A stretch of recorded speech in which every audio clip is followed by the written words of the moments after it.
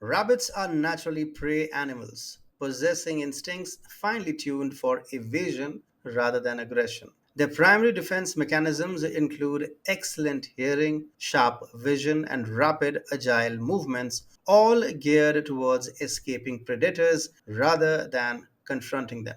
These traits enable rabbits to detect threats early and flee to safety, avoiding conflict. Consequently, the idea of catching rabbits to pit them against bears is bizarre and fundamentally mismatched. Bears are apex predators with immense strength and predatory instincts, making such a confrontation not only unnatural but also cruel, as it ignores the inherent behavioral and physical disparities between the two species. This is not National Geographic, and we will tell you all about it. But before that, if you are a fan of non corporate funded free news and analysis, you've landed on the right YouTube channel.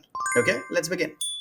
In a recent news, the New York Times reported a rather desperate trend among thousands of rabbits, also known as Ukrainian men, seeking refuge from conscription. Since February 2022, around 6,000 individuals have dodged draft duties by literally crossing the Tisza River into Romania. But this isn't your everyday leisurely river crossing. It's a perilous journey that has unfortunately led to at least 22 fatalities found along the riverbanks, suggesting a darker, untold number of losses. Despite the risks, these men seem to prefer the uncertainties of the river to the stark realities of warfare with bears, also known as Russian soldiers. On another front, an investigation by NGL Media unearthed a peculiar yet calculated avoidance strategy playing out back home. Some Ukrainian men are sidestepping military service through an unexpected loophole: sham marriages. It turns out tying the knot with a disabled woman can exempt them from being drafted, categorizing them instead as caretakers for a dependent. This has spawned a niche market on social media platforms like Facebook and Telegram,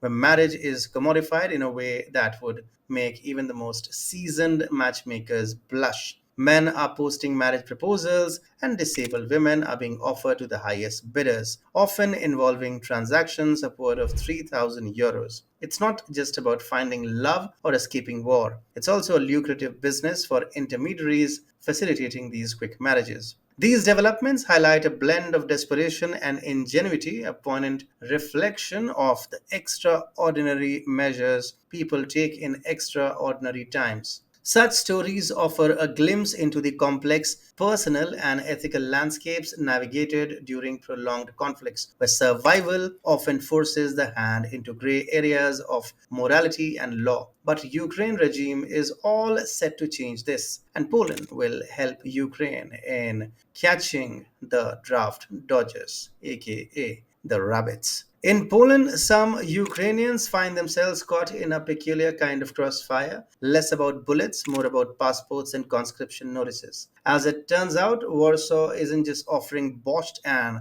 sanctuary, it's also potentially serving up a side of repatriation for those dodging their draft duties back in Ukraine. Władysław Kozieniak-Kamysz, Poland's defense minister, recently shared some intriguing tea with Polsat broadcasters. Poland is quite willing to help Ukraine reel back its runaway recruits, given that around 950,000 Ukrainians have nestled into Poland with temporary status. This guest list might include a few who are skipping out on their civic duty. Earlier this week, Ukrainian coffee shop enthusiasts between the age of 18 and 60 received a jolt stronger than a double espresso. No more passport renewals abroad unless they have registered for mobilization. According to the Polish defense minister, the Ukrainian authorities aren't just brewing coffee, they are brewing plans to bolster their front lines, and the need is vast. The Polish official noted Warsaw's readiness to assist Kiev in tracking down the rabbits, albeit the specifics of this help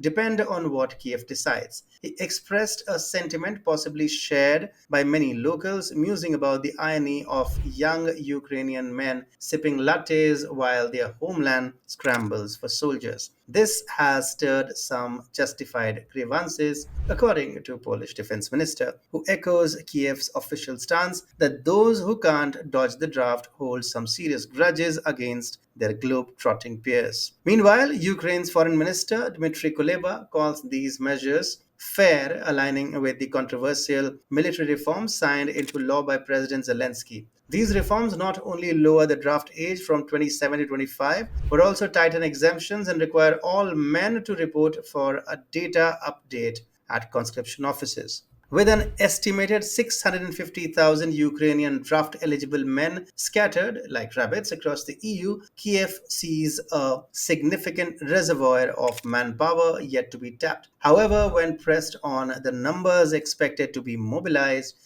Zelensky skillfully sidestepped the question, much like his compatriots sidestepping the draft. So, as Warsaw extends a helping hand, it might just be in the form of a one way ticket back to Kiev for those who mistook their refugee status for a long term European vacation. Drafting the unwilling is trying to make a vegetarian eat meat by labeling it as plant based. Indeed, history hasn't been kind to reluctant warriors. Take Mussolini's Italy, for instance, where men famously dropped their guns at the first whisper of trouble during World War II, a practical masterclass in how to surrender. Now, fast forward to today's Ukrainian draft dodgers, rumored to fold faster than a cheap umbrella at the slightest hint of provocation. Perhaps it's worth noting that the spirit of fighting for one's nation shouldn't require a motivational pep talk, let alone coercion. After all, no nation has triumphed with an army of men who would rather be anywhere else. So, as we ponder the fate of the rabbits caught only to survive, it's clear true grit